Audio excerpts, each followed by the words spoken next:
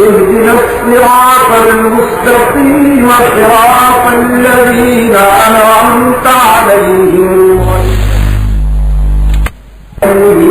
ولا الضالين.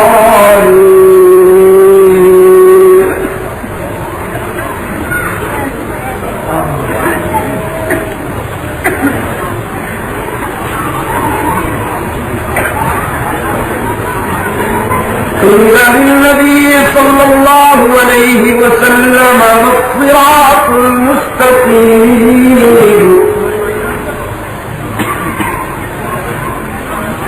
فقال صلى الله عليه وسلم ما أنا عليه وأصحابي.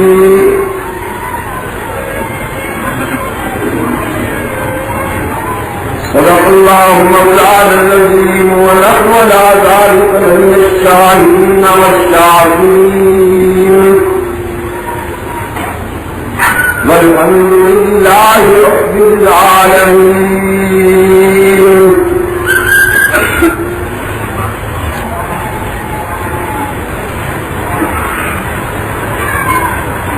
علماء کرام،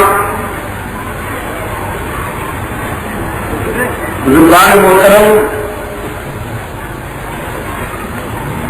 اور عزیز دوستوں،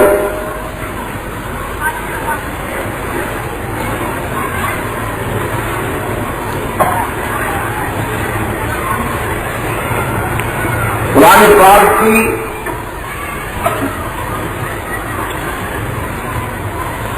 ترتیب کے لحاظ سے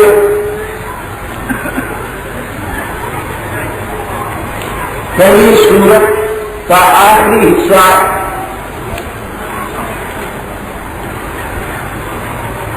اور ایک ارشاد نبوی آپ کے سامنے پیش کیا گیا ہے.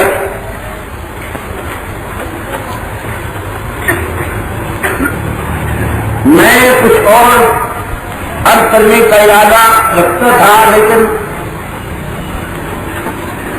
میرے دوستوں کی طرف سے مجھے اس عنوان کی طرف متوجہ کیا گیا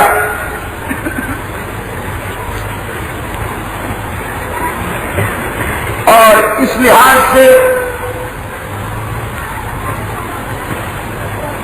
یہ موضوعیت بھی بڑی ایمان فروز اور فکر انگیز ہے کہ قرآن و سنت کی باتوں کا آغاز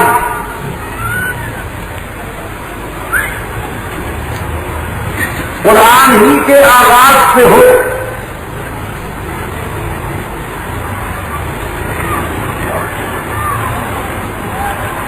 آپ جانتے ہیں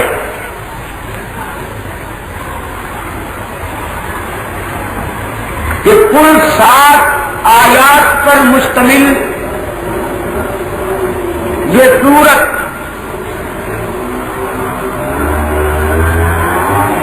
اتنی جامع، وزنی اور پرمغز ہے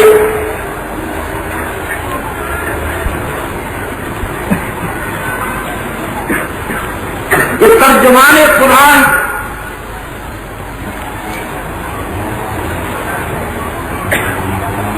سرکار دو عالم صلی اللہ علیہ وسلم کا ارشاد ہے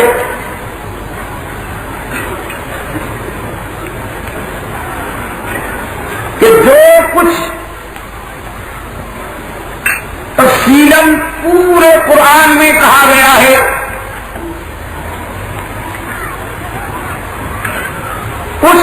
تفصیل کی روح اور خلاصہ ان 7 آیتوں پر مشتمل سورت میں سمجھ دیا گیا ہے۔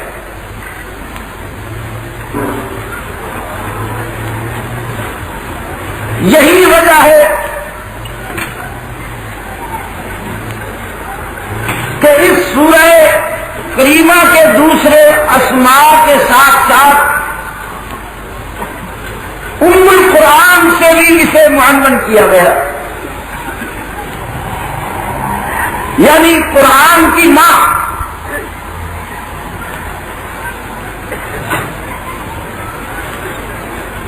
مادر و پسر کی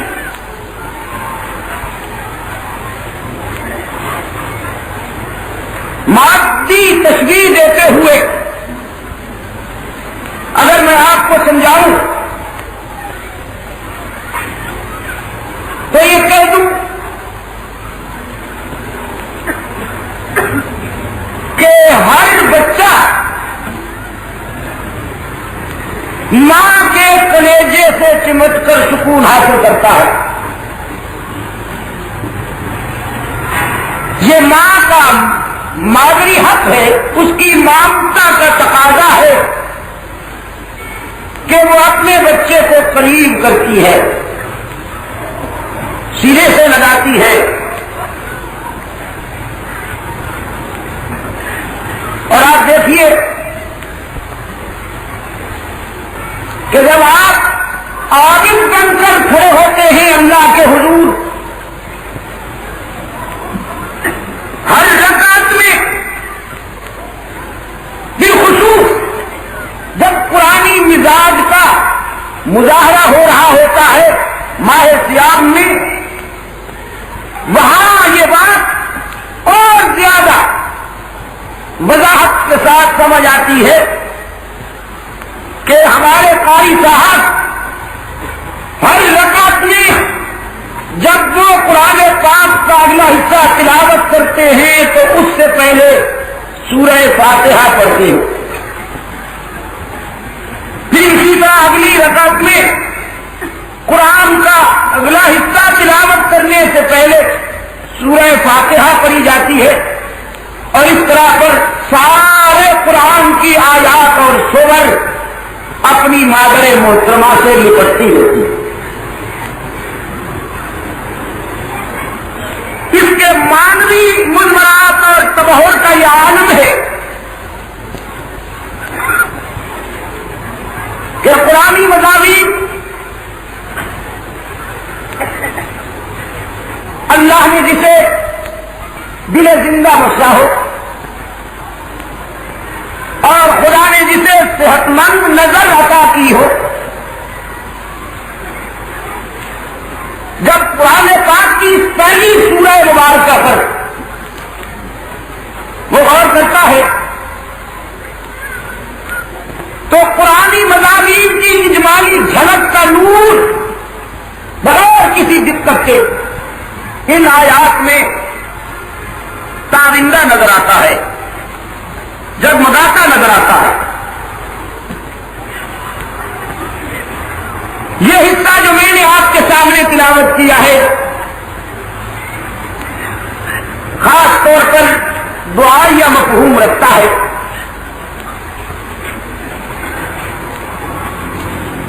طلب کا مفہوم رکھتا ہے۔ اس سے پہلا حصہ داتا کی منقبت اور اس کی تعریف کا مفہوم رکھتا ہے، یعنی آپ یوں سمجھ لیجئے کہ اپنے داتا کے حضور سوالی بن کر آنے والے انسان نے کچھ مانگنے سے پہلے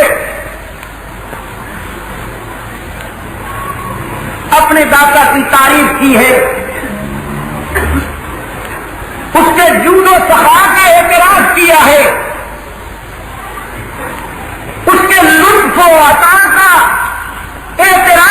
ہے اور یہ ہر اچھے سوالی کی ادا ہوتی ہے کہ وہ اپنے داتا کی تعریف کرتا ہے، اس کی منقبت کہتا ہے۔ وہ اس لیے کہ داتا کی جتنی تعریف کرے گا اس کا دامن اسی نسبت سے اور زیادہ بھر دیا جائے گا۔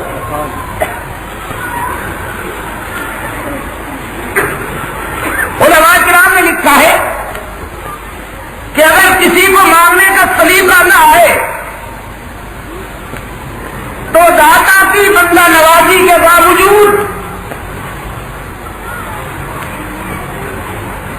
اس کا خطرہ ہوتا ہے کہ وہ کما حق اپنے مقصد میں کامیاب نہ ہو سکے۔ اب پروردگار عالم جیسا عطا کرنے والا اور مانگنے والا یہ مجھ سے خاص، کہاں داتا کی عظمت اور کہاں مانگنے والے کی شخصیت۔ اس لیے اس سوالی کو اس داتا نے اپنے در پہ آتا دیکھا تو مانگنے کا ڈھنگ خود سکھا دیا،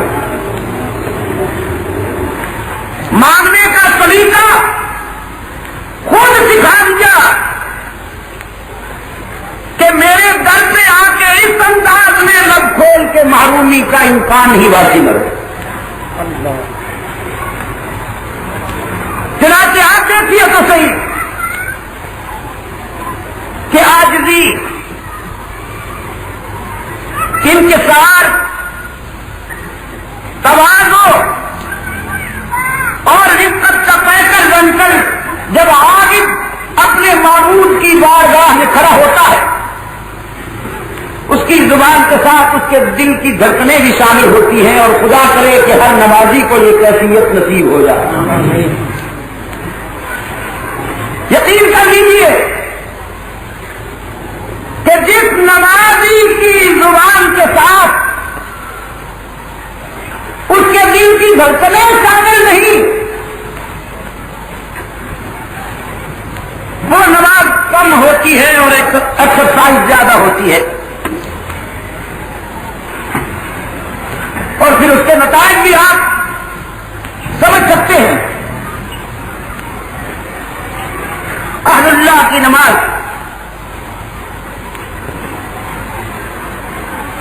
سجاد محترم حضرت زین العابدین رضی اللہ تعالی عنہ سخت سردی کے موسم میں بھی جب مسجد میں آتے تو آپ پسینہ میں نہا جاتے، رنگت زرد پڑ جاتی اور اس قدر متاثر ہوتے کہ دیکھنے والے ششدر رہ جاتے۔ کسی نے اس سے پوچھا سجاد محترم سے، حضرت زین العابدین رضی اللہ تعالی عنہ سے، کہ جناب آپ کی یہ کیفیت کیوں ہو جاتی ہے؟ حضرت زین العابدین رضی اللہ تعالی عنہ کا جواب تھا کہ جب مسجد میں قدم رکھتا ہوں تو مجھے یہ تصور بحال کر دیتا ہے کہ میں کس کی عدالت میں پیش ہونے کے لیے جا رہا ہوں۔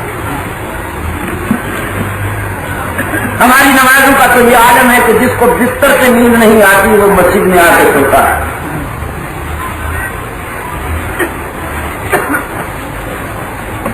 اور جو بات اسے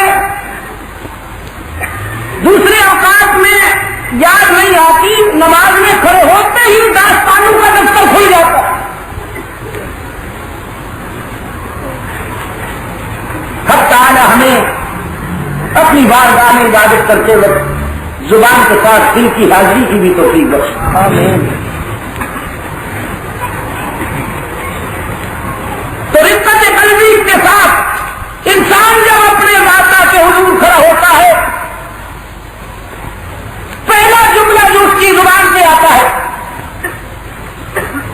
بخدا اگر آپ اس پہ غور فرما لیں، اس کی بلاغتوں پر، اس کے معنوی کیف و سرور پر اگر آپ غور فرما لیں، پوری نماز کے دوران سستی اور کاہلی آپ کے قریب نہیں آ سکتی۔ اس ایک جملے کے مانوی مضمرات پر. مایا الحمدللہ رب العالمین.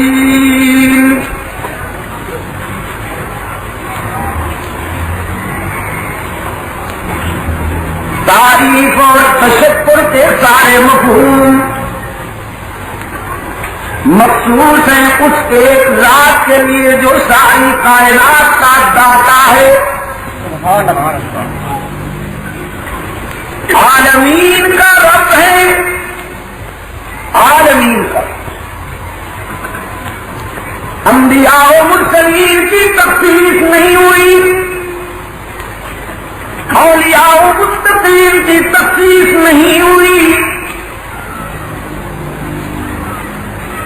مؤمنین و شہداء و صدیقین کی تخصیص نہیں ہوئی. بلکہ فرمایا الحمدللہ رب العالمین.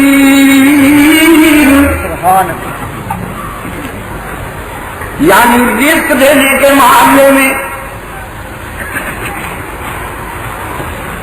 وہ اپنے پرائے کا امتیاز گوارا نہیں کرتا.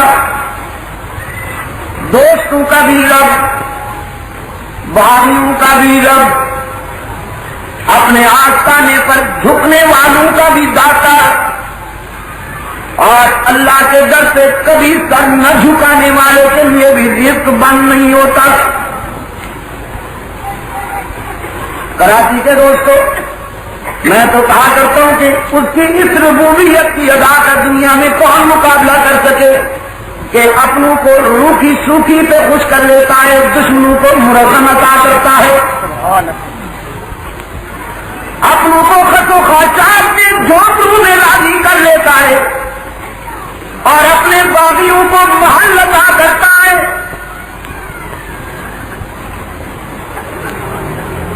ساری کائنات انسانی، کائنات حیوانی، سب کا رب، اور ربوبیت میں بھی تخصیص گوارا کرنے والا نہیں. قرآن پاک نے اس کی وضاحت کرتے ہوئے دوسرے مقام پہ فرمائے ما من دابۃ فی الارض الا علی اللہ رزقها وَيَعْلَمُ مُسْتَقَلَّهَا وَمُسْتَوْدَعَهَا كُلٌّ فِي كِتَابٍ مُبِينٍ. مَا مِن مُسْلِمٍ مَا مِن مُؤْمِنٍ یا مَا مِن وَلِيٍّ نہیں، مَا مِن نَبِيٍّ نہیں، مَا مِن دَابَّةٍ فِي الْأَرْضِ، روئے زمین پر کوئی چلنے پھرنے والا روح ایسا نہیں جس کی رزق کی ذمہ داری اللہ نے نہ لے لی ہو. تکبیر! الا علی اللہ رزقها. ماں اپنے بیٹے کا خیال رکھتی ہے، باپ اولاد کو پالتا ہے، بھائی کے احسانات کا دائرہ بھائیوں تک محدود، استاد کے احسانات کا دائرہ شاگردوں تک محدود. لیکن یہ اس کی ربوبیت کی وسعت ہے کہ وہ جس کو بھی پیدا کرتا ہے رزق ضرور عطا کرتا ہے. اور پھر رزق دینے کی ادا کو ملاحظہ فرمائیے. الرحمن الرحیم، تانے دے کے نہیں دیتا، شکوے کہہ کے نہیں دیتا کہ تیرا کیا برتاؤ ہے، کس منہ سے میرے سامنے دامن پھیلاتے ہو، یا دامن بھی نہیں پھیلاتے، مانگتے بھی نہیں ہو لیکن میں خامخواہ کیوں عطا کروں. نہیں، تانے دیے بغیر لطف و کرم کے ساتھ، شفقت و پیار کے ساتھ سب کو عطا کرتا ہے. بلکہ ساری دنیا میں ایک ہی داتا ہے کہ جو مانگنے والوں سے خوش ہوتا ہے نہ مانگنے والوں سے ناراض. ساری دنیا کے دینے والے، ساری دنیا کے عطا کرنے والے مانگنے والے پر نہ خوش ہوتے ہیں، نہ مانگنے والے کی قدر کرتے ہیں. بڑا مستغنی ہے، بڑا ضمیر صاحب، بڑا خوددار ہے. تندرستی کے باوجود ہاتھ نہیں پھیلاتا، لیکن اس کی ربوبیت کا یہ عالم، وہ ہر وقت پکارتا ہے ادعونی استجب لکم، مجھے پکارا کرو نا، میں تمہاری التجا ہوں، تمہاری آرزو ہوں اور تمہاری تمناؤں کی لاج رکھنے کے لیے ہر وقت موجود ہوں. سرکار دو عالم صلی اللہ علیہ وسلم نے فرمایا کہ حق تعالی کی یہ پیشکش اپنے دروازے پر بلانے کی، فکر انگیز اور راحت افزا پیشکش اپنوں کے لیے بھی ہے، ابیار کے لیے بھی ہے. رب کائنات اپنوں کو بھی دعوت دے رہے ہیں، دشمنوں کو بھی پکار رہے ہیں کہ میرے دروازے پر آؤ نا. یہی تو وہ آستانہ ہے جس آستانے پر کسی آنے والے کا دامن خالی نہیں جاتا، جس آستانے پر آنسو پوچھے جاتے ہیں، جس آستانے پر ناکامیاں کامیابیوں میں بدل جاتی ہیں، جس آستانے پر دکھ سکھ میں بدل جاتے ہیں، جس آستانے پر بیماری صحت میں بدل جاتی ہے. ان الذین یستکبرون عن عبادتی سیدخلون جہنم داخرین. اور جس نے مجھے پکارنے میں تکبر کیا یا کوتاہی، بہت بڑے خسارے میں رہے گا، عقبہ میں ذلیل ہو جائے گا.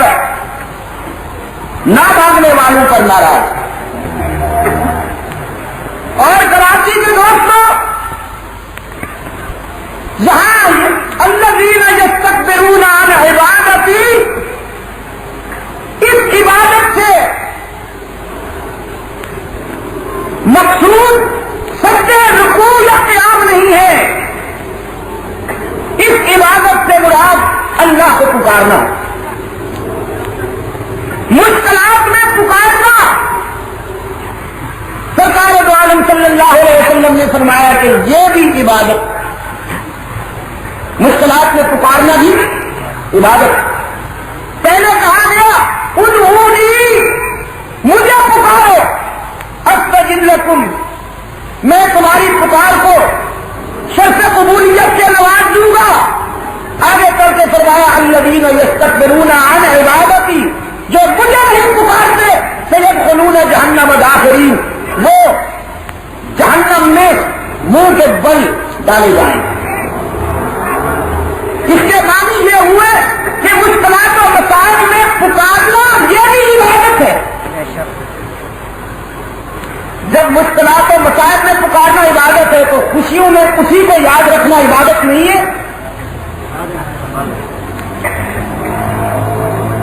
اصل عبادت تو ہے ہی. مشکلات و مسائل میں تو وہ خود بخود یاد آتا ہے. اس وقت تو ملواتا ہوں اپنے وجود کو.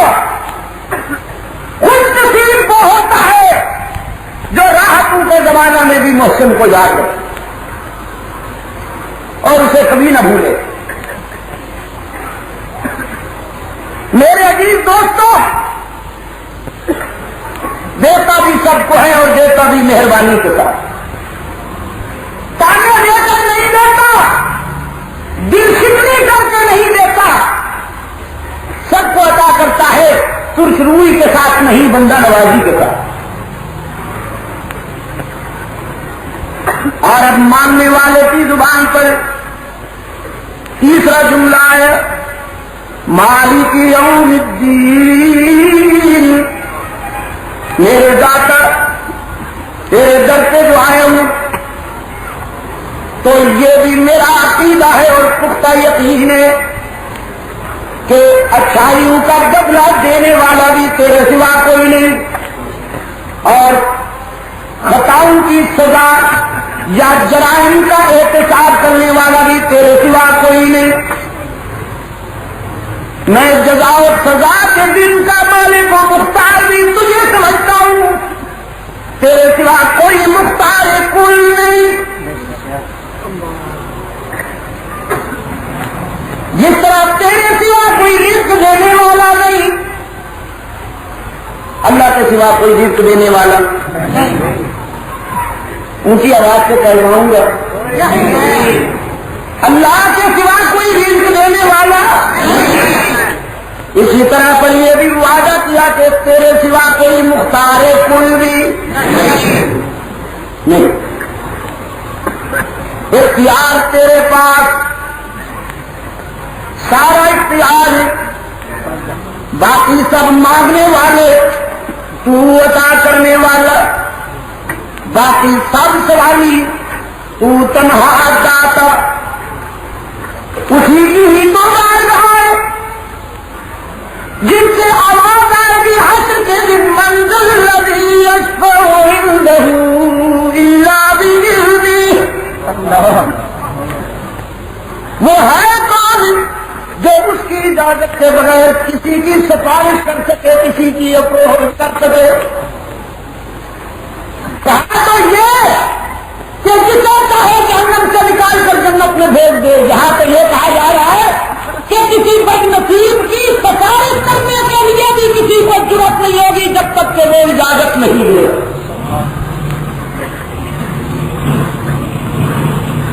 قرآن پاک کی عظمتوں پہ قربان جاؤں.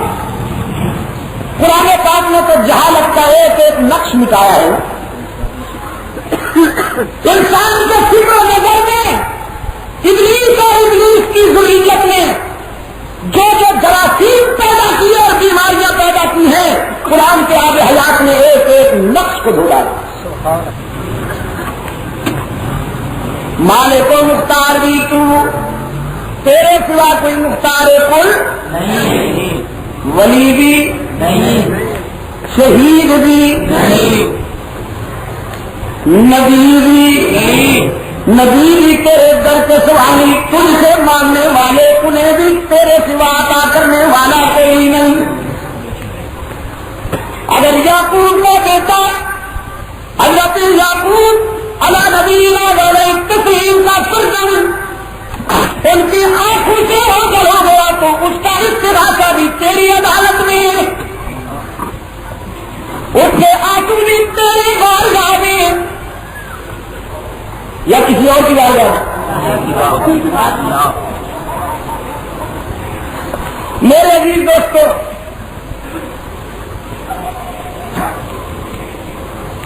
اللہ کی قسم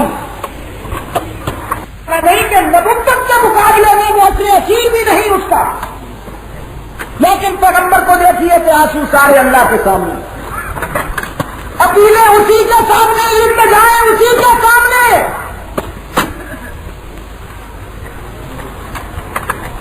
جب تک امتحان ہو رہا تھا، جب تک وہ نہیں چاہتا تھا تو نہیں بتایا، اور جب بتانے کا وقت آ گیا تو پھر فاصلے سمٹتے رہ گئے، پھر دوریاں سمٹتے رہ گئی.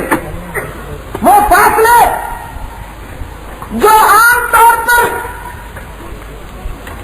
دوری کا مفہوم رکھتے ہیں، کوئی کسی سے ملنا بھی چاہے تو نہیں مل سکتا. جب خدا نے ملانے کا فیصلہ کر لیا تو وہ فاصلے نہ رہے، وہ دوریاں نہ رہی، اسی نے ملایا. اور جو جاہل اللہ کے سوا کسی اور کو مختار کل بنانے کا زور رکھتے ہیں، دعویٰ کرتے ہیں، نہ سمجھ لوگوں کے دل و دماغ میں جراثیم بھرتے ہیں.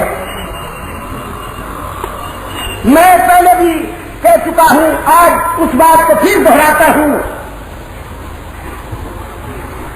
کہ اگر نبی کو مکمل اختیار ہوتا، پیغمبر سپر پاور اور پاور اتھارٹی ہوتا، تو یقین کیجئے کراچی کے دوستوں، ہمارے آقا بولا سرکار دو عالم صلی اللہ علیہ وسلم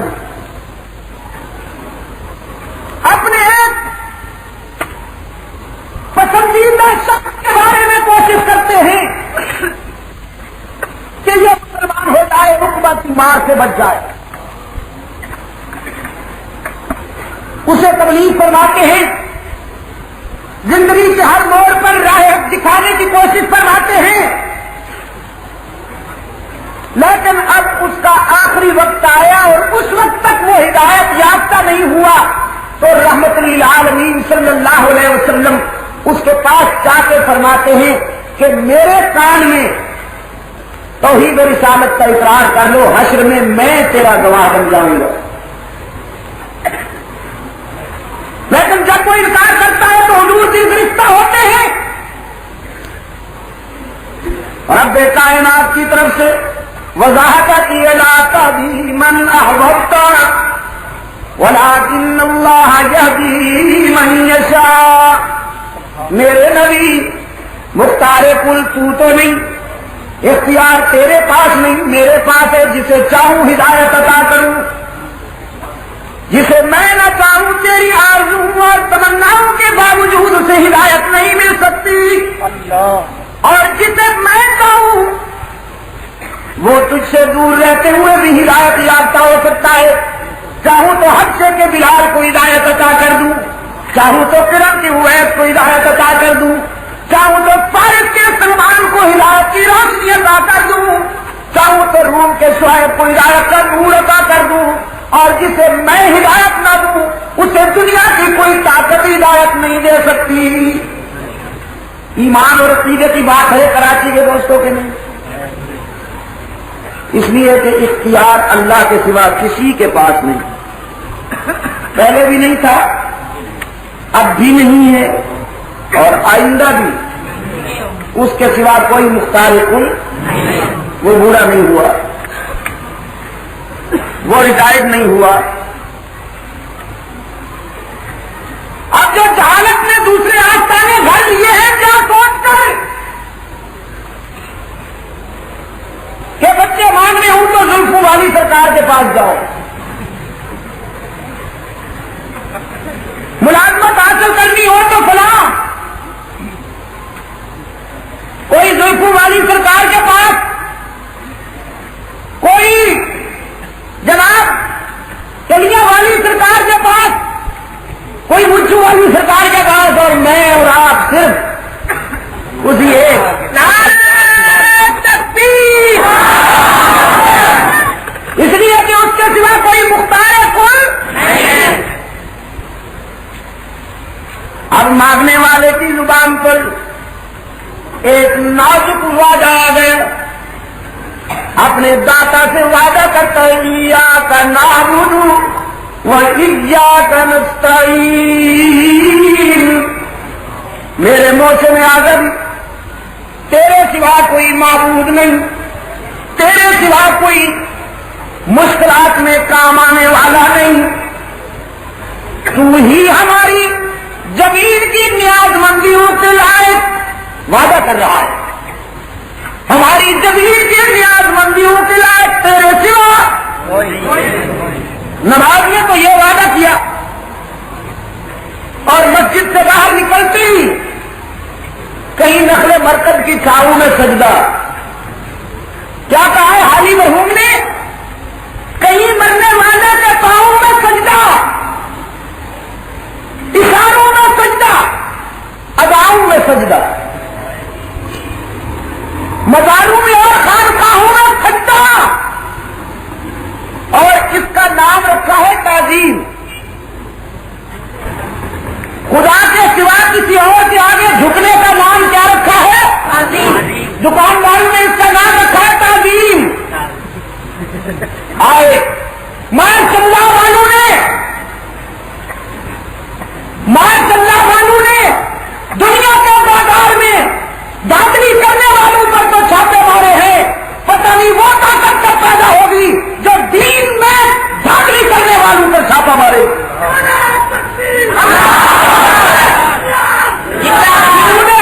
کے معاملے میں اصولی باتوں میں دھاندلی کر کے انسان کا ذہن کہیں سے کہیں پہنچا دیا.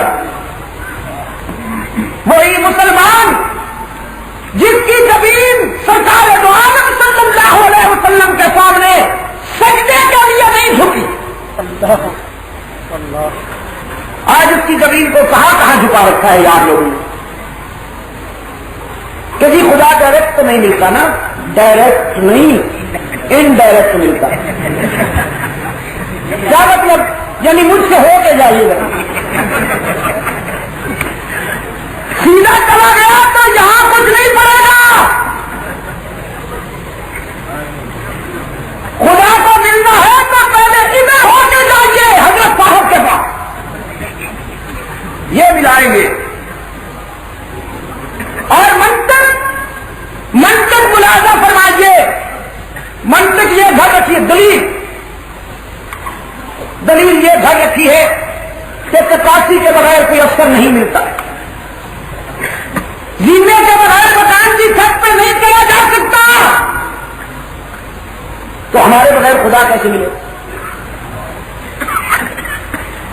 جبکہ رب کائنات نے پوری جلالت کے ساتھ اعلان کر رکھا ہے، اجیب دعوت الداعی اذا دعان، میں ہر پکارنے والے کی پکار سنتا ہوں، جو مجھے پکارتا ہے میں اس کی پکار بھی سنتا ہوں اور اس کی التجا کی لاج رکھنے کا اختیار بھی رکھتا ہوں. مجھ سے ملنے کے لیے کسی دینے کی ضرورت نہیں. حدیث نبوی میں آتا ہے کہ ایک بدبخت جس نے ساری زندگی آپ کی پوجا کی تھی، مجوسی تھا، ساری زندگی اپنے خود کو یاد کرتا رہا، اور ایک دن بے خیالی نے سبقت لسانی ہو گئی اور زبان پر اللہ کا نام آ گیا،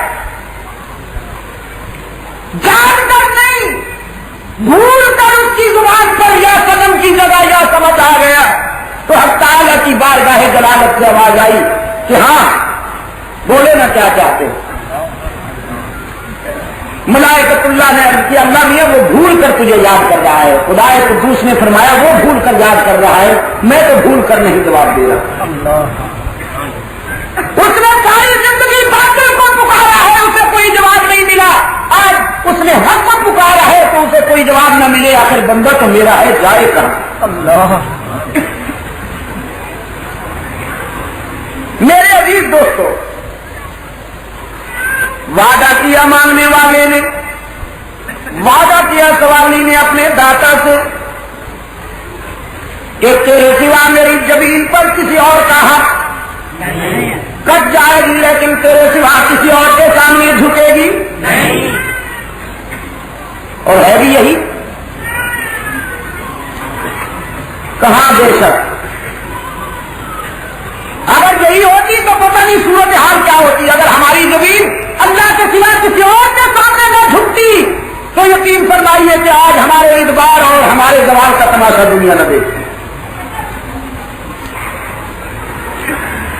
آج کیا تیرے سوا میرا معاون بھی کوئی نہیں، مشکل کشا بھی کوئی نہیں، مشکلات میں پکاروں گا بھی تجھے اور اپنی زمین کی نیاز مندیاں بھی تیرے سوا کسی اور کے لیے مخصوص نہیں کروں گا.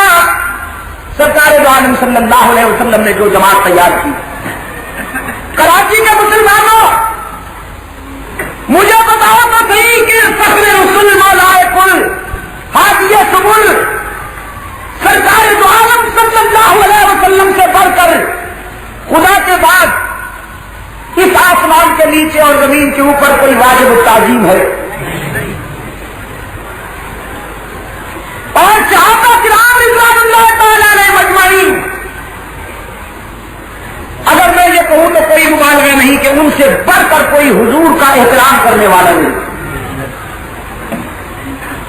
رحمت دو عالم صلی اللہ علیہ وسلم خدا کے بعد سب سے بڑے واجب الاحترام، سب سے اونچی بارگاہ، اور صحابہ کرام رضوان اللہ تعالی علیہ مجمعین سچے مرید ہیں اپنے اس پیر و مرشد کے.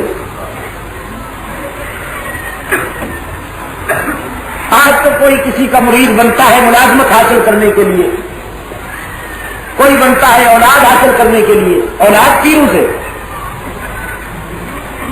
لیکن صحابہ کرام نے بیعت کی تھی سرکار دو عالم صلی اللہ علیہ وسلم کے ہاتھ پر راہ حق میں گردن کٹوانے کے لیے، بچے ذبح کرانے کے لیے، وطن چھوڑنے کے لیے. مال اور جان قربان کرنے کے لیے. لیکن اس عظیم بارگاہ کے سامنے قرآن پر سچی عقیدت رکھنے والے وہ بے مثال مرید. آپ تاریخ اسلام اٹھا لیجیے, صحابہ کرام کی سیرت اور رحمت للعالمین کے اسوہ کا مطالعہ کر لیجیے. کسی ایک مقام پر آپ کو یہ منظر نہیں نظر آئے گا کہ کوئی ادنا سے ادنا صحابی سرکار دو عالم صلی اللہ علیہ وسلم کے حضور سجدہ کر رہا ہے. اسلام کی تو روح یہی ہے.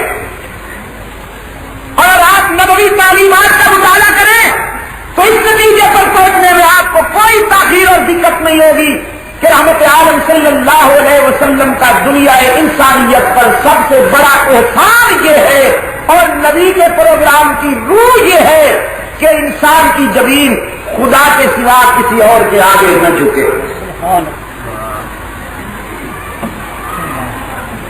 یہ نبوی تعلیمات کی روح ہے اور محمدی سبق کا خلاصہ ہے جو میں عرض کر رہا ہوں.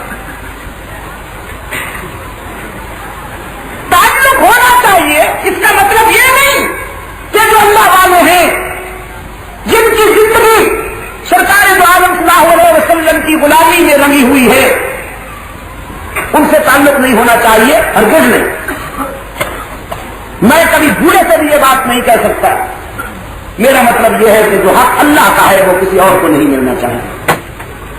بزرگوں سے آپ محبت کیجیے, ان کی تعلیمات سے عمل کرتے ہوئے انہوں نے جس طرح جذبہ شناس بن کر زندگی گزاری ہے آپ بھی اسی طرح پر خالق کے حقوق بھی ادا کیجیے, مخلوق کے حقوق بھی ادا کیجیے, لیکن زمین خدا کے سوا کسی اور لے جاؤ. اب یہ وعدہ کیا انسان نے,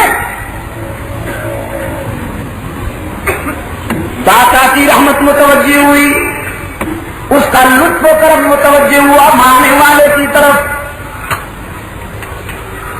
اور اب یہ موقع آ گیا کہ سوالی دامن پھیلائے اور داتا اپنے لطف و کرم سے اس کے دامن کو ڈھک ڈالے. سوالی نے دعا کر دی, التجا کر دی, اہدنا الصراط المستقیم. میرے داتا میں تیری بارگاہ میں آج جو دماغ لایا ہوں, آج جو اپیل کر کے آیا ہوں, آج میں جروسین کے ڈھیر مانگنے نہیں آیا, جائیدادیں اور جاگیریں مانگنے کے لیے نہیں آیا. میرے داتا صراط مستقیم عطا کر. انسان نے اپنے دانتوں سے صراط مستقیم مانگا, اور جب انسان کے اگلی دشمن نے دیکھا کہ اس کے نزدیک سب سے قیمتی ہیرا یہی ہے, تو اس لٹیرے نے اسی ہیرے کو لوٹنے کا اعلان کرتے ہوئے اپنے مشن کا اور اپنے پروگرام کا اعلان کیا کہ میں انسانوں کو صراط مستقیم پر نہیں چلنے دوں گا. مسٹر ابلیس نے کہتا ہے لأقعدن لهم صراطك المستقیم. خدا بندہ انسان تجھ سے صراط مستقیم مانگ رہا ہے, اور میری کوشش یہ ہوگی کہ میں اسے صراط مستقیم سے ہٹا دوں. اپنے اس مشن کو پورا کرنے کے لیے میرے طریقہ واردات میں لآتینہم من بین ایدیہم ومن خلفہم وعن ایمانہم وعن شمائلہم. کبھی سامنے آؤں گا, کبھی پیچھے سے, کبھی دائیں سے, کبھی بائیں سے, آگے پیچھے دائیں بائیں چار جانب سے حملہ کر کے کوشش کروں گا کہ تیرے بندوں کو صراط مستقیم سے ہٹا دوں. یہ دائیں بائیں کی اصطلاح جو ہے نا نظریاتی دنیا میں, دائیں بازو بائیں بازو, یہ سب سے پہلے ابلیس نے استعمال کیا. اور پرانی مطالعہ کے بعد آپ سمجھ لیں گے کہ یہ دونوں اصطلاحیں اسی کی ہیں. مرد مومن کی تمنا اور مرد مومن کی آرزو تو اللہ کی بارگاہ میں صرف اتنی ہی ہے کہ خدا اللہ مجھے صراط مستقیم بتایا۔ اب کہتا ہے اگر میں اپنے مشن میں کامیاب ہو گیا تو لا تجد اکثرهم شاکرین، تیرے بندوں کو نمک حرام بنا دوں گا، تیری دھرتی پر چلتے ہوئے، تیری نعمتوں سے مالا مال ہو کر، تیرا رزق کھاتے ہوئے، تیرے الطاف سے نوازے جائیں گے، لیکن رشتہ توڑ دوں گا ان کا، تعلق توڑ دوں گا ان کا، جو کہیں گے دوسروں کے سامنے،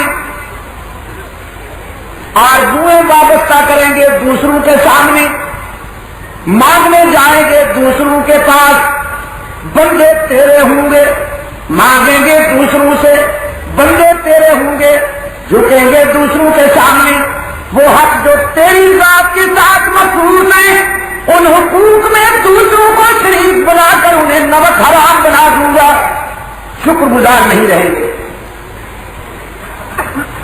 یہ آپ کی تمنا تھی اور یہ آپ کے دشمن کا اعلان۔ اور اب میں قرآن پاک سے پوچھتا ہوں کہ صراط مستقیم کی اہمیت کیا ہے؟ قرآن پاک اطلاع دیتے ہیں کہ حضرت ہود علیہ السلام اپنی قوم کو دعوت حق دیتے ہوئے فرماتے ہیں ان ربی علی صراط مستقیم، اگر میرے داتا سے ملنا ہے تمہیں تو صراط مستقیم پر آ جاؤ۔ مطلب یہ ہے کہ جب تم صراط مستقیم کو اپنا لو گے تو میرا خدا مل جائے گا تمہیں۔ کوئی پوچھتا ہے کہ میں نے لاہور جانا ہے، کون سا راستہ اپناؤں؟ جو راستہ جاننے والے ہیں وہ اسے کہیں گے کہ تم سٹی اسٹیشن چلے جاؤ یا کینٹ اسٹیشن چلے جاؤ یا PIA کے دفتر میں چلے جاؤ، وہاں پر تم لاہور کا ٹکٹ لے لو، ٹرین پر یا ہوائی جہاز پہ جا کے بیٹھ جاؤ، وہ تمہیں سیدھا لاہور لے جائے گا۔ لیکن اگر کوئی لاہور سے کراچی کے لیے آنے والا مسافر اس گاڑی پر جو کراچی کی طرف آ رہی ہے اس گاڑی پر بیٹھنے کے بجائے اس گاڑی پر بیٹھ جائے جو پشاور جا رہی ہے، فرمائیے کراچی پہنچے گا؟ ٹکٹ بھی لیا ہوا ہے، گاڑی چل رہی ہے اور اس کے دل میں کراچی پہنچنے کی تمنا بھی موجود ہے، لیکن بیٹھا ہوا ہے اس گاڑی پر جو پشاور جا رہی ہے۔ کراچی پہنچے گا کہ پشاور؟ آپ سوچئے کہ آپ بیٹھے کس گاڑی میں ہیں اور پہنچنے کی تمنا کیا لیے بیٹھے۔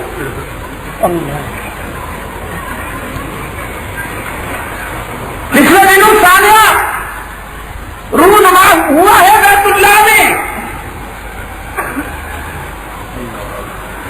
میرے جذباتی نوجوانوں نے جلوس نکال ڈالے، ہر قوم کا پھر ایک مرتبہ بازار گرم کر دیا۔ کئی دنوں سے بیچارے پابند تھے نا، ترس گئے تو جلوس نکالنے کو، تو ایک موقع ہاتھ آ املاک کو نقصان پہنچایا، عمارتیں جلا ڈالی۔ آپ ایک لمحے کے لیے اس قسم کے جب اقدامات کرتے ہیں تو سوچا کیجیے کہ اس کے نتائج کیا ہوں گے۔ جب آپ اپنے ملک میں بیرونی سفارت خانوں کو جلائیں گے یا ان کے لوگوں کو آپ ماریں گے تو کبھی آپ نے سوچا ہے کہ ان کے ملکوں میں آپ کے بھی تو لاکھوں کی تعداد میں بھائی اور بہنیں رہتی ہیں۔ میں ابھی جب برطانیہ کا دورہ کر رہا تھا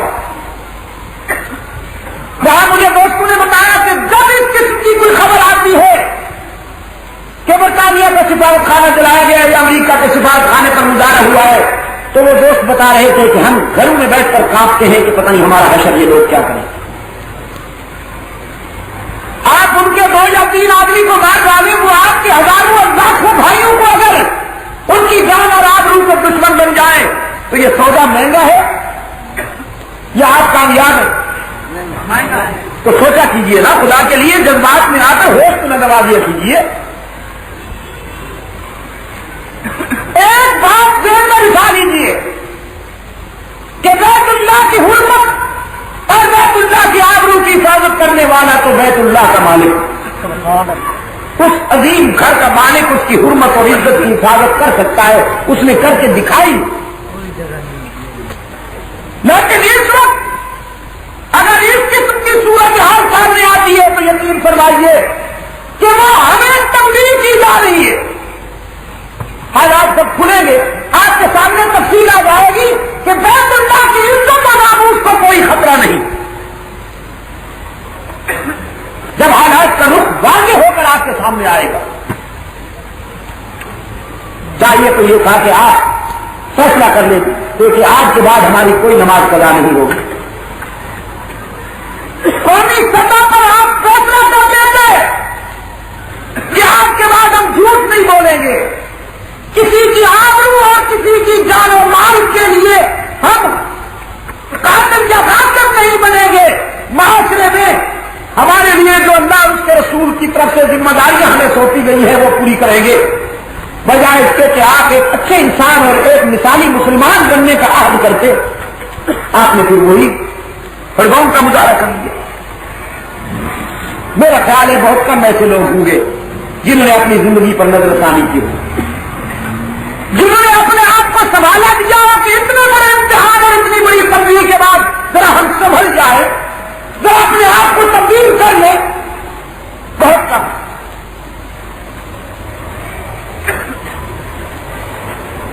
میرے عزیز دوستو،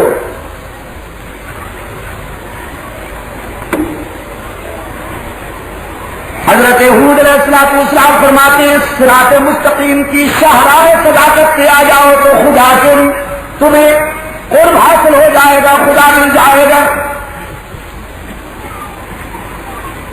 ایک اور مقام میں قرآن پاک نے صراط مستقیم کی اہمیت بیان کرتے ہوئے اطلاع دی کہ ان ابراہیم کان امۃ قانتا للہ حنیفا ولم یکن من المشرکین شاکرا لانعمہ اجتباہ وہداہ الی صراط مستقیم.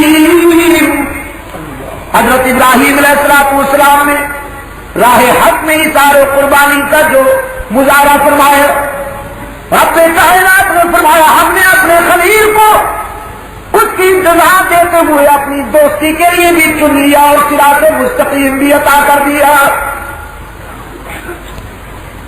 یعنی اللہ کو اگر آپ نے پانا ہے تو صراط مستقیم اپنائیے،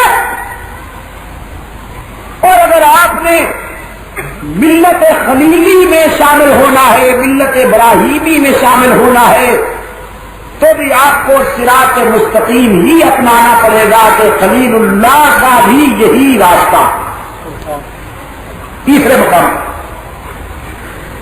قرآن پاک اطلاع دیتا ہے یاسین والقرآن الحکیم انک لمن المرسلین علی صراط مستقیم.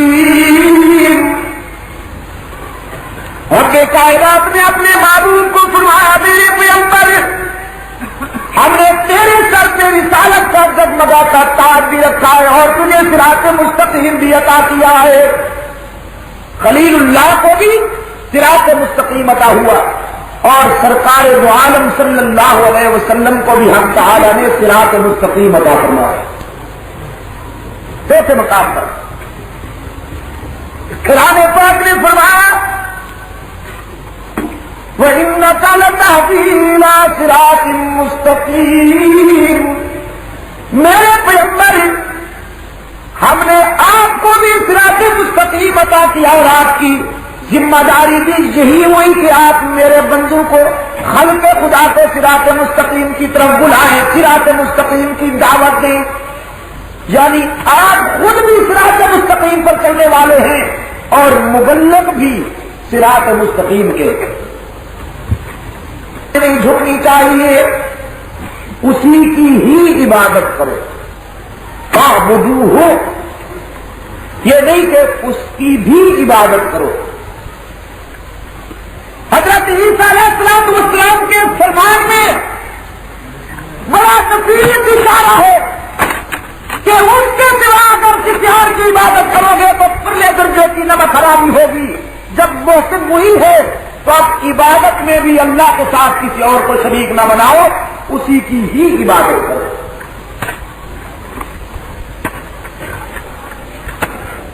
میں جب 5 اگست کو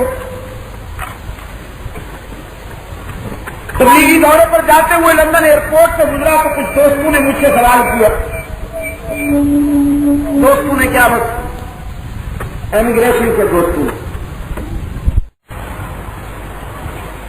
تم نے تو پھر بات کا ایک آدمی پر حمل بنا رکھا ہے۔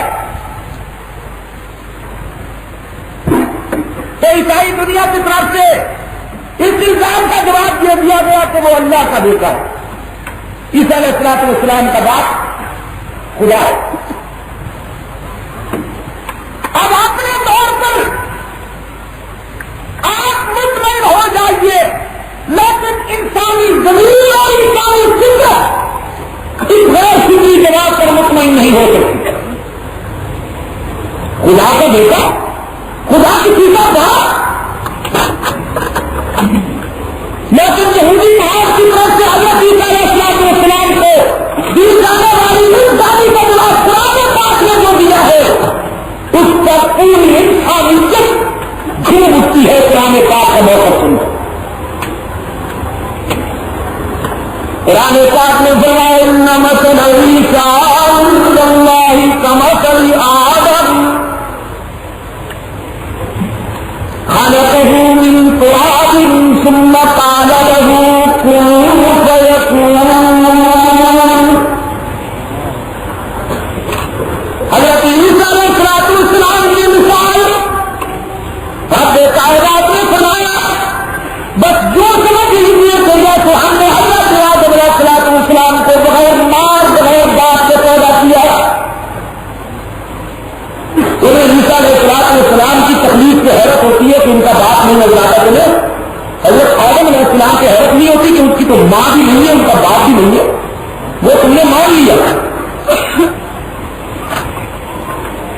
اور ان کی عظمت پر تمہیں کوئی سبب نہیں ہوا۔ بغیر ماں اور باپ سے پیدا ہونے والے آدم کو اگر تم نے تسلیم کر لیا ہے تو عیسیٰ علیہ السلام کو تسلیم کرنے میں اگر تمہاری اصلیت نہیں ہے تو کون سی چیز رکاوٹ ہے؟ ان کا تو باپ نہیں ہے، ماں تو ہے۔ جس قادر مطلق نے حضرت آدم علیہ السلام کو بغیر ماں اور باپ سے پیدا کیا، اسی قادر مطلق نے حضرت عیسیٰ علیہ السلام کو بغیر باپ سے پیدا کیا۔ تم مخلوق کی طرف دیکھتے ہو، خالق کی طرف کیوں نہیں دیکھتے؟ اس کی قدرت کا تو یہ عالم ہے کہ جب کسی چیز کے کرنے کا فیصلہ کر لے تو کن کہتا ہے ہو جاتی۔ ہاں جی، مرغے نہیں مانتا، بکرے نہیں مانتا، چادرے نہیں مانتا کہ بکرے چادرے لاؤ مرغے لاؤ تو پھر دوں گا۔ اذا اراد شيئا ان يقول له كن فيكون۔ تو آپ یقین فرمائیے کہ یہ سن کر وہ کتنے متاثر ہوئے، کہنے لگے آج تک ہمیں یہ پتہ نہیں تھا کہ قرآن پاک نے یہ منصفانہ موقف اختیار کیا۔ میں نے کہا خدا کے بندو، قرآن پاک نے تو حضرت مریم کو طیبہ صدیقہ اور طاہرہ کا یہودی دامیا جاتا تھا، اس پاک دامن کو قرآن پاک نے بابانے دول انسانی چوراہے پر کھڑا ہو کر اعلان کیا کہ حضرت مریم ایسی پاک دامن صدیقہ ہے کہ دامن نچوڑ دے تو فرشتے وضو کرو۔ نعرہ تکبیر! حضرت عیسیٰ علیہ السلام کو قرآن پاک نے روح اللہ کا لقب دیا، مسیح قرار دیا۔ جناب عیسیٰ علیہ السلام نے انسانوں کو دعوت فکر دیتے ہوئے فرمایا جب موسم ہوئی ہے تو عبادت میں بھی اس کے ساتھ کسی اور کو شریک نہ بناؤ۔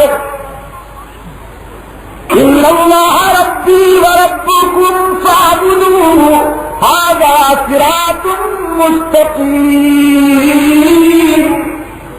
میرا اور تمہارا داتا ایک ہے، اسی کی ہی عبادت کرو، اسی کی ہی عبادت کرنے کا نام صراط مستقیم ہے۔ جناب عیسیٰ علیہ السلام کے خطاب سے بھی اور اب خود پروردگار عالم نے ایک مقام پر صراط مستقیم کا مفہوم سمجھاتے ہوئے سورہ یاسین میں میدان حشر کی منظر کشی کی.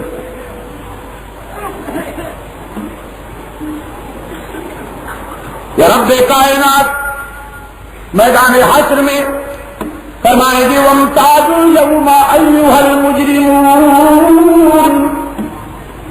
آج دنیا میں میرے ساتھ دوسروں کو شریک بنانے والے جنہوں نے دنیا میں میرے حق دوسروں پر تقسیم کیے تھے وہ بخرام ایک طرف ہو جائے. ذرا تقسیم ہو جانی چاہیے. مشرکین ایک طرف, موحدین ایک طرف, نمک حلال ایک طرف, نمک حرام ایک طرف, وعدے الگ کو نبھانے والے ایک طرف اور غداری کرنے والے ایک طرف. قرآن پاک نے فرمایا لم أعهد إليكم يا بني آدم. اس تقسیم کے بعد اب خدا کی تلاوت میں ڈوبی ہوئی آواز آئے گی.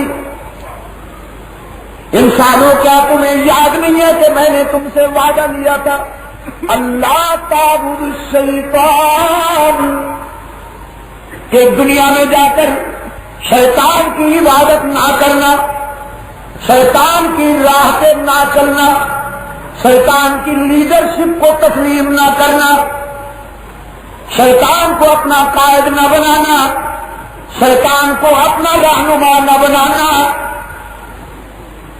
اس لیے کہ انہ لکم عدو مبین, وہ تمہارا اصلی دشمن ہے. اور دشمنی بھی ایسی کرتا ہے کہ جسے تم دوستی سمجھتے ہو وہ در حقیقت دشمنی ہوتی ہے. بڑے عجیب قسم کے جال بچھاتا ہے تمہیں گرفت میں لانے کے لیے. میں نے تم سے دنیا میں آنے سے پہلے وعدہ لے لیا تھا کہ دنیا میں جا کر شیطان کی لیڈرشپ کو تسلیم نہ کرنا, وَأَنِعْبُدُونِی, بلکہ میری ہی عبادت کرو, میرے ہی سجدے کرنا, مجھے ہی پکارنا, میری ہی نظر و نیاز اور منت ماننا, مجھے ہی ہر جگہ پر ہر وقت موجود اور دستگیر سمجھنا, مجھے ہی رزق دینے والا سمجھنا, مجھے ہی بیماریاں دور کرنے والا سمجھنا, مجھے ہی اولاد دینے والا سمجھنا, مجھے ہی زندگی اور موت کا مالک سمجھنا. ھذا صراط مستقیم, یہی صراط مستقیم ہے. زندگی اور موت اللہ کے اختیار میں ہے. اگر کسی نے اپنے عقیدے میں یہ بیماری پیدا کر لی کہ یہ کوئی اور بھی کر سکتا ہے تو اس نے صراط مستقیم نہیں اپنایا.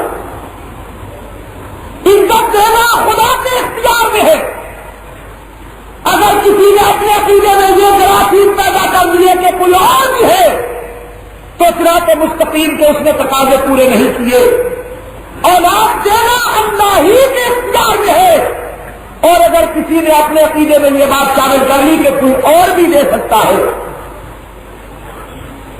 تعریف گندی کے ساتھ.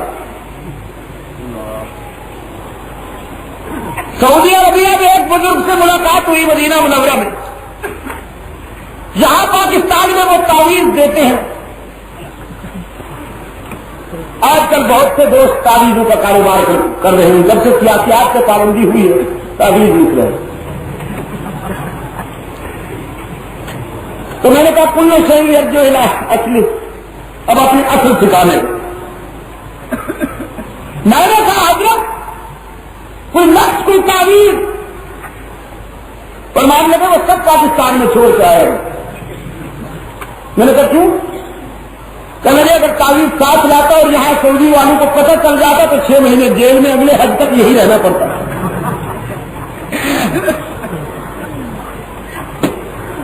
دوستوں کو جب وہاں بھی نظر نہیں آتا اس لیے کہ وہاں یہ دھندا نہیں کرتا.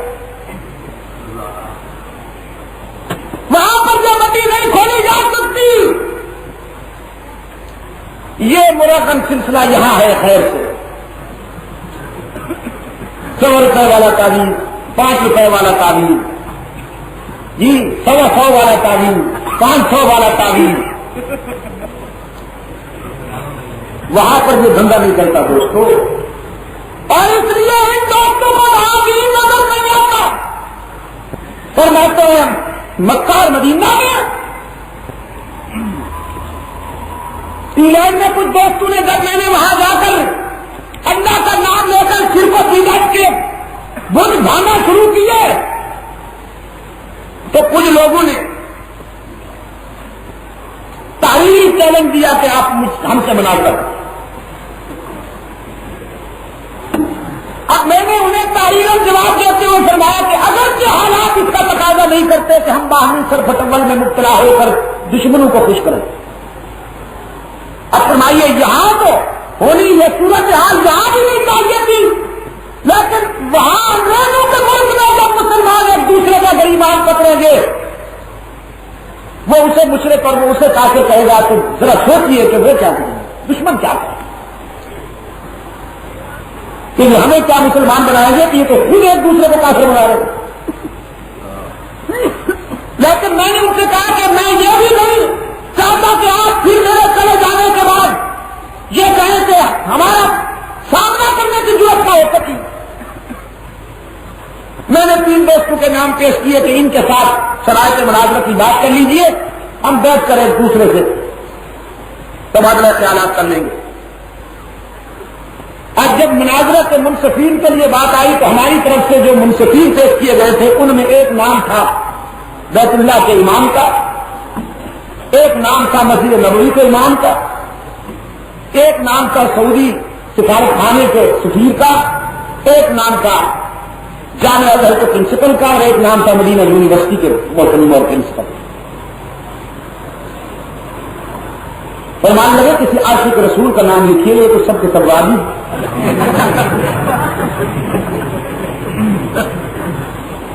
ہمیں یہ منصب منظور نہیں ہے. میرے عزیز دوستو خدا کے لیے سوچیے ایک لمحہ کے لیے کہ رحمت للعالمین صلی اللہ علیہ وسلم کو یہ فرمائے کہ جب پورے عرض پر طوفان اٹھے گے تو میرا مدینہ ہی وہ جگہ ہوگی جو دین کا مرکز ہوگی، اور میری شریعت مدینے کی طرف کس طرح لپٹ کے آئے گی جس طرح خطرے کے وقت سانپ اپنے بل کی طرف لپٹ کے جاتا ہے. اگر مدینہ منورہ میں ہی دین نہ رہے تو اور کہاں دین ملے. وہاں پر یورپ میں اللہ تعالیٰ جزائے خیر جو حضرت مولانا محمد الیاس رحمۃ اللہ علیہ کے مجاہدین کو خدا کی قسم ان لوگوں کی وجہ سے ہزاروں کی تعداد میں عیسائی مسلمان ہو رہے تھے، اور آج ان لوگوں کی وجہ سے 85% مساجد یورپ میں ایسی ہیں جو عیسائیوں کے چرچ ان کے گرجا تھے، انہوں نے اپنے چرچ فروخت کیے، انہوں نے انہیں خرید کر کے مشرف باسلام کیا، اور آج ان گرجوں میں اذانیں ہو رہی. سبحان اللہ. اقبال کا وہ مصرع گونج رہا ہے کہ دی اذانیں کبھی یورپ کے کلیساؤں میں اور کبھی تپتے ہوئے افریقہ کے صحراؤں میں. وہاں کا انسان مادہ پرستی کے دلدل میں اس قدر مذہب سے دور ہو گیا ہے کہ وہاں چرچ مسیحا خواہ ہے.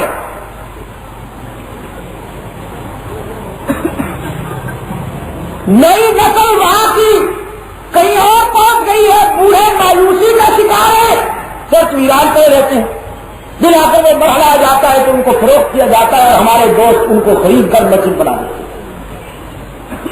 ڈیوزبری میں جس کو میں نے یورپ کا راجنٹ نام دیا ہے، وہاں پر میں پہنچا ہوں. انگلینڈ کے تبلیغی جماعت کے امیر حافظ پٹیل صاحب نے وہاں کی ساری تفصیلات مجھے بتائی ہے. کتنا بڑا مرکز تعمیر ہو رہا ہے، انشاءاللہ جب وہ تیار ہو گیا تو کم از کم 1.25 لاکھ انسان اس میں بیک وقت نماز پڑھ سکے. اسی طرح پر گلاسگو میں ایک عظیم الشان مرکز زیر تعمیر، لندن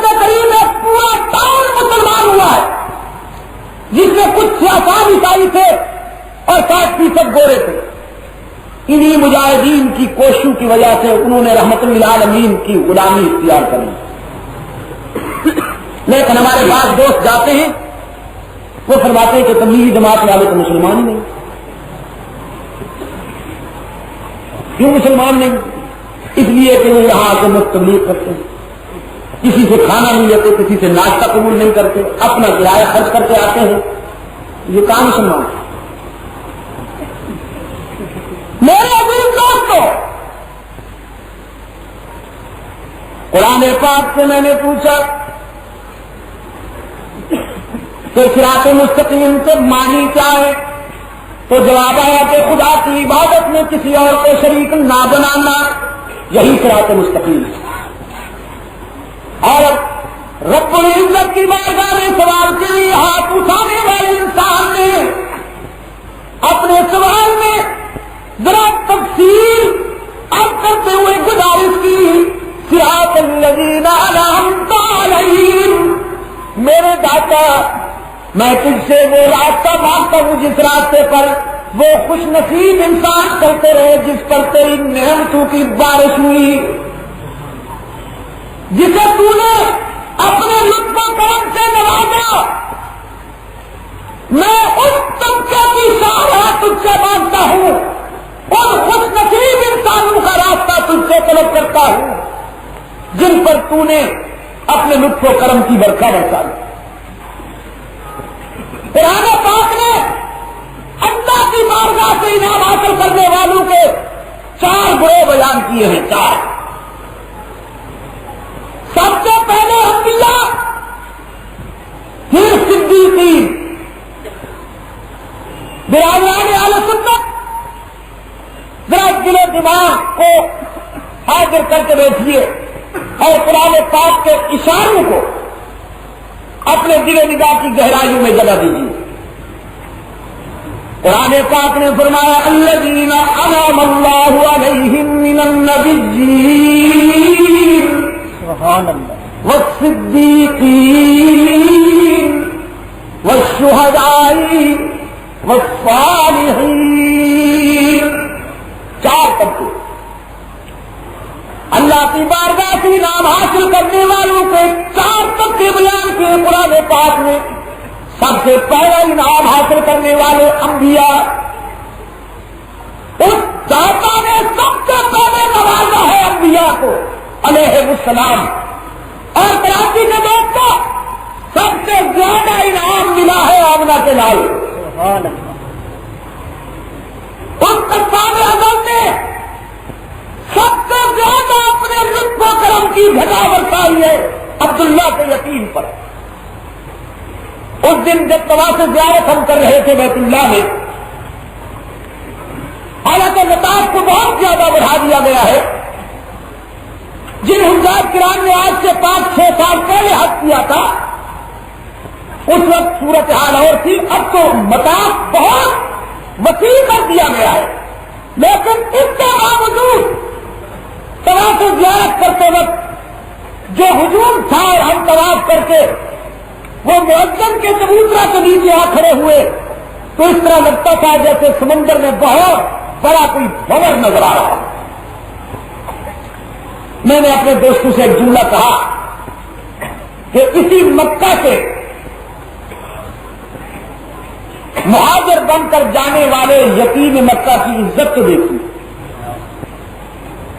ایک وہ رات تھی جب اسی شہر کے آدم خور مشرکوں نے رحمت للعالمین صلی اللہ علیہ وسلم کو یہ شہر چھوڑنے پر مجبور کیا. لیکن آج اس یتیم کی عزت کو دیکھیے کہ دنیا بھر میں اور کہیں اتنے پروانے جمع نہیں ہوتے جتنے یہاں جمع ہوتے. میرے عزیز دوستوں سب سے زیادہ انعامات عطا ہوئے رحمت للعالمین صلی اللہ علیہ وسلم کو. ایک ساتھ کہنے لگے انعام حضرت سلیمان کو بھی بڑا ملا کہ ان کا تخت ہوا کی دوست سے اڑتا تھا. ہوا کے لطیف جھونکے تخت سلیمان کو اٹھا کے چلتے تھے. میں نے کہا اس میں کوئی شک نہیں کہ تخت سلیمانی ہوا کی دوست سے اڑتا تھا لیکن آسمانوں کے نیچے رہتا تھا. رحمت للعالمین کی عزت کا کون مقابلہ کرے کہ محمد عربی تو وہاں پہنچے ہوئے ہیں جہاں فکر انسانی بھی نہیں پہنچے. سبحان اللہ. تب تو سلیمانی آسمانوں کے نیچے ہے اور عبداللہ کا یتیم عرش محلہ پہ نظر آتا ہے. تبلیغ والے نے عرش محلہ پہ جا کے انسانی عظمت کے جھنڈے ڈالے. اور اقبال کہتا ہے سبق ملا ہے یہ معراج مصطفیٰ سے مجھے کہ عالم بشریت کی زد میں ہے گردوں. کسی نے کہا حضرت یوسف علیہ السلام کے حسن دیکھنے والوں نے انگلیاں کٹوائی. میں نے کہا بے شک انگلیاں کٹوائی حضرت یوسف علیہ السلام کا حسن دیکھنے والوں نے کٹوائی نہیں بلکہ کاٹی. لیکن آمنہ کے لال کے حسن و جمال کا نظارہ کرنے والوں نے تو گردنیں کٹوا ڈالی. جنہوں نے انگلیاں کاٹی تھی انہوں نے حضرت یوسف علیہ السلام کے پیغام کو قبول نہیں کیا. لیکن آمنہ کے لال کے حسن و جمال کا نظارہ کرنے والوں نے غلامی بھی اختیار کی اور محمدی مشن پر اپنے گلے بھی کٹوائے, اپنی اولاد بھی قربان کی, اپنا وطن بھی چھوڑا, اپنی جائیداد اور اپنی املاک بھی قربان کی. سب سے زیادہ انعام ملا ہے رحمت عالم صلی اللہ علیہ وسلم. اور قرآن پاک نے نبوت کے بعد نمبر دیا صداقت کو. قرآن کہتا ہے الذین انعم اللہ علیہم من النبیین والصدیقین. اللہ پاک نے نوازا سب سے پہلے انبیاء کو پھر صدیقین کو. جس طرح رحمت للعالمین صلی اللہ علیہ وسلم انبیاء کی برادری میں ممتاز اور سربلند ہے, اسی طرح صدیقین کی برادری میں محمد عربی کا سچا غلام ابو بکر ممتاز و سربلند ہے. جس طرح انبیاء کی سچ میں آمنہ کے لال کی عظمت کا کوئی مقابلہ نہیں کر سکتا, اسی طرح صدیقین کی سچ میں ابو بکر کا کوئی مقابلہ نہیں کرے گا. یہ صدق و وفا کا تاجدار, یہ محسن ملت اسلامیہ, اللہ اکبر, جنہیں سرکار دو عالم صلی اللہ علیہ وسلم نے یہ خراج عطا کیا کہ دنیا میں نے سب کے احسانات کا بدلہ چکا دیا ہے, لیکن ابو بکر میرا وہ محسن ہے کہ اس کے احسانات کا بدلہ حشر میں خدا عطا کرے گا. ابو بکر کی جھولی ہوگی اور میرے اللہ کی پرواہ ہوگی. جناب صدیق اکبر رضی اللہ تعالیٰ عنہ خلافت راستہ کا حرف اول جانشین پیغمبر رفیق محمد مواجہ شریف پر حجاج کرام سب سے پہلے تو صلاۃ اسلام پیش کرتے ہیں حضور اکرم صلی اللہ علیہ وسلم کی بارگاہ, اور پھر آگے نمبر آتا ہے امیر المومنین خلیفہ راشد اول بلا فصل حضرت صدیق اکبر رضی اللہ تعالیٰ عنہ. کچھ بدبخت ایسے ہوتے ہیں کہ مواجہ شریف پر صلاۃ السلام پڑھنے کے بعد رخ پھیر کر ادھر چلے جاتے ہیں. تو ہمارے کچھ نائجیریا کے وہاں سوڈانی اور نائجیریا کے دور وہ چمڑا تو ان کا کالا ہے لیکن دل بڑا روشن اور مضبوط اتنے ہیں کہ ان کے سامنے میں نے تو کسی مقام پہ ایسا نہیں دیکھا کہ وہ مفتوح ہوں, جہاں قدم اٹھاتے تھے بڑھتے چلے جاتے تھے. انہوں نے دیکھا کہ ایک ساتھ صلاۃ السلام کرنے کے بعد اب ان کے چہرے کی رنگت منفی ہو گئی, کچھ تاثرات جو تھے وہ بڑے بیمار نظر آنے لگے اور وہ رخ پھیر کر یوں جانے لگا. تو ایک کیا فام سوڈانی دوست نے اسے پکڑا یہاں سے, کہتا چار یہ رہو اور آرام کے ساتھ اپنے سامنے کھڑا کر کے پتہ نہیں کیا اشارہ کیا, زور سے حضرت صدیق اکبر رضی اللہ تعالیٰ عنہ کی بارگاہ میں بھی سلام پیش کروایا, اور پھر پکڑ کر لے جا کے حضرت فاروق اعظم رضی اللہ تعالیٰ عنہ کے سامنے وہاں بھی سلام پڑھوائے اس سے, اور پھر یہ ساری کارروائی کرنے کے بعد آرام کے ساتھ پکڑا اور کہا کہ اب جانا چاہو جدھر تشریف لے جاؤ.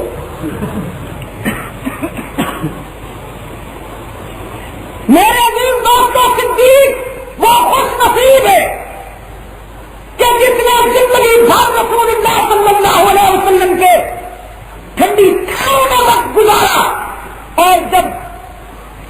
نصیب سے تو رحمت دو عالم صلی اللہ علیہ وسلم کا سینہ نصیب ہو. شان صدیق اکبر، شان صدیق اکبر.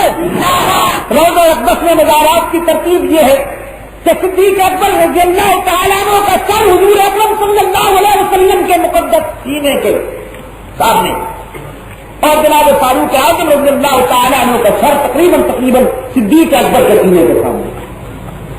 یہ وہ ابدی رشتے ہیں، یہ وہ ازلی تعلق ہے جس کا دنیا میں نظارہ ہو رہا ہے اور حشر میں بھی آپ دیکھ لیں گے.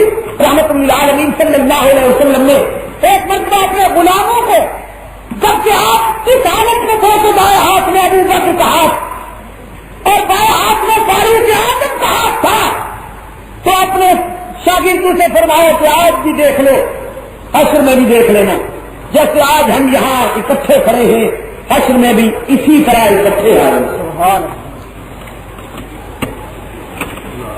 نبوت کے بعد رب العزت نے عوام سے نوازا ہے صداقت کو، اور صداقت کے بعد قرآن پاک نے نمبر دیا شہادت کو. من النبیین والصدیقین والشہداء. اور جب آپ شہداء کی صف میں نظر اٹھا کے دیکھیں گے اور ادھر خلافت راشدہ کا سکہ اور قرآنی مفہوم سامنے رکھیں گے تو آپ کو ایک ایک نقش قرآن کے اشاروں کے مطابق ملتا جائے گا. نبوت کے بعد صداقت، صداقت کے بعد شہادت. فاروق اعظم رضی اللہ تعالیٰ عنہ کا چہرہ اپنے شہادت سے بالکل کبا نظر آتا ہے. وہ خبر سننی میں پراپگنڈا کا شکار ہو کر اپنی منافقین کی اصطلاحی چور بازاری کا شکار ہو کر اپنی متا گوا دی، اپنے فکر نظر کے اساسی مفہوم بھلا دیے، ورنہ محرم الحرام کی پہلی تاریخ کو اگلے حریت کا وہ تاجدار، وہ عظیم انسان جسے مانگنے کے لیے پیغمبر نے رب العزت کی بارگاہ میں ہاتھ اٹھائے، فاروق اعظم رضی اللہ تعالیٰ عنہ کی شہادت سے محرم الحرام کی ابتدا ہوتی. اور کراچی کے دوستوں،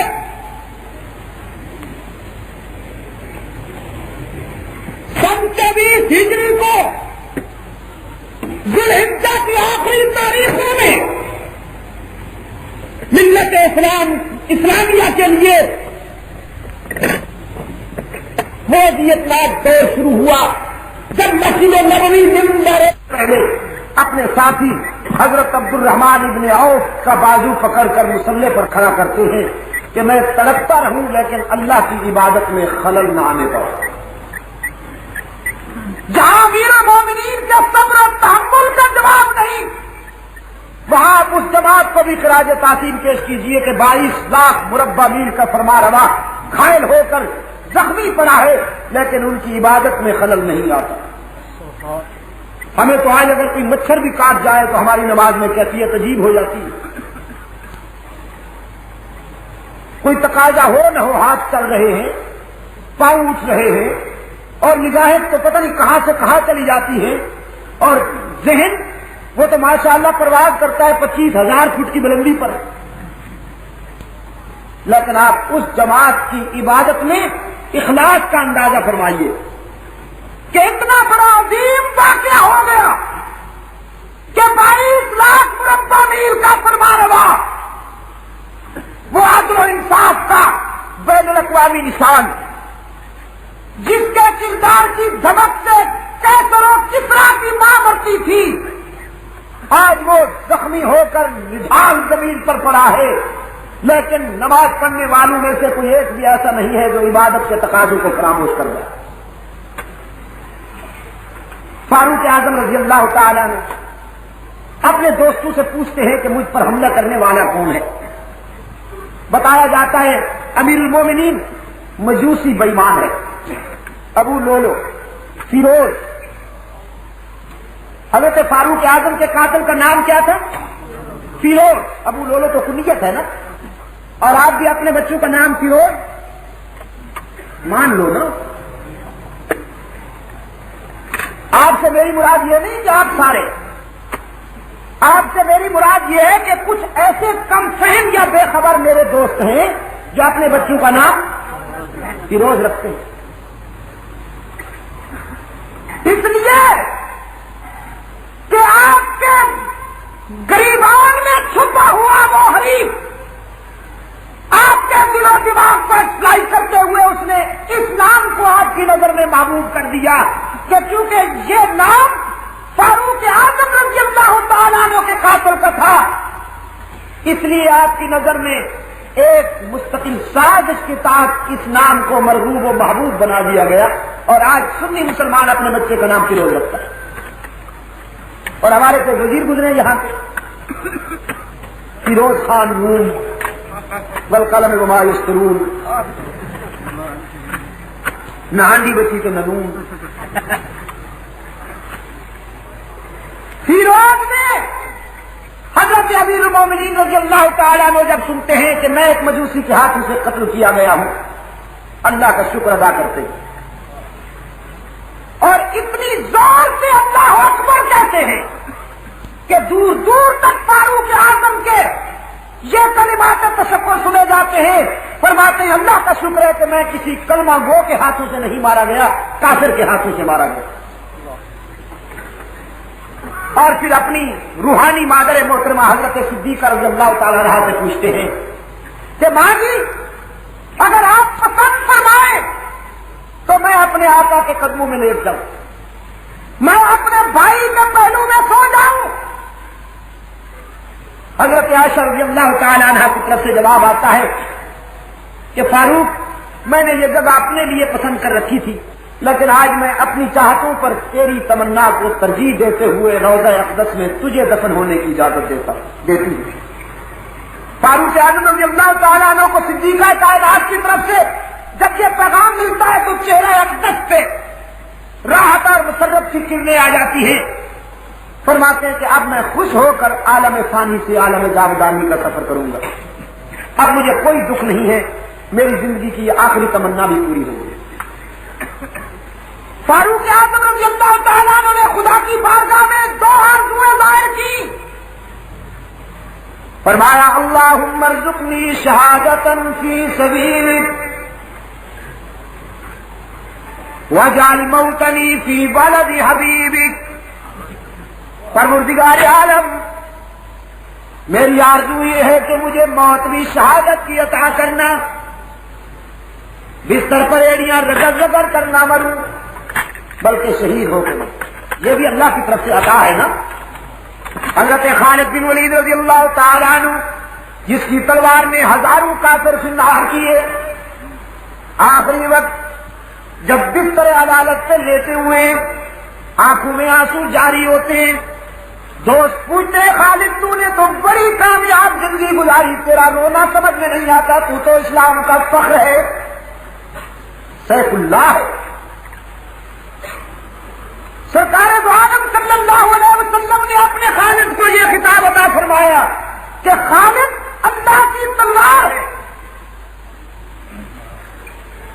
حضرت خالد رضی اللہ تعالیٰ عنہ فرمانے لگے روتا اس لیے ہوں کہ میں نے میدان جہاد میں ہر اس جگہ اپنے آپ کو جھونکا جہاں مجھے موت قریب سے قریب تر نظر آئی، اس آرزو میں کہ مجھے بھی شہادت نصیب ہو جائے، لیکن اے کاش میری یہ تمنا پوری نہیں ہوئی۔ آج میں تبھی موت مرتے ہوئے اس آرزو میں بے قرار ہوں کہ کاش مجھے بھی شہادت دی تھی۔ ہمارے بزرگوں نے لکھا ہے کہ خالد رضی اللہ تعالیٰ عنہ کو اللہ نے میدان جہاد میں کٹنے سے اس لیے بچایا کہ چونکہ خالد کو زبان نبوت سے یہ کریڈٹ مل چکا تھا کہ یہ سیف اللہ ہے۔ پیغمبر نے کریڈٹ تقسیم کیے نا، حمزہ کو لقب دیا سید الشہداء کا، حضرت حمزہ رضی اللہ تعالیٰ عنہ جو ہے وہ سید الشہداء ہے۔ ملت اسلامیہ میں قیامت تک جتنے شہید آئیں گے ان سب کے سید حضرت حمزہ رضی اللہ تعالی عنہ، اور یہ اعزاز جناب حمزہ کو کسی مولوی نے، کسی مجتہد نے یا کسی مفکر نے نہیں بلکہ رحمت للعالمین صلی اللہ علیہ وسلم نے عطا کی۔ جب عہد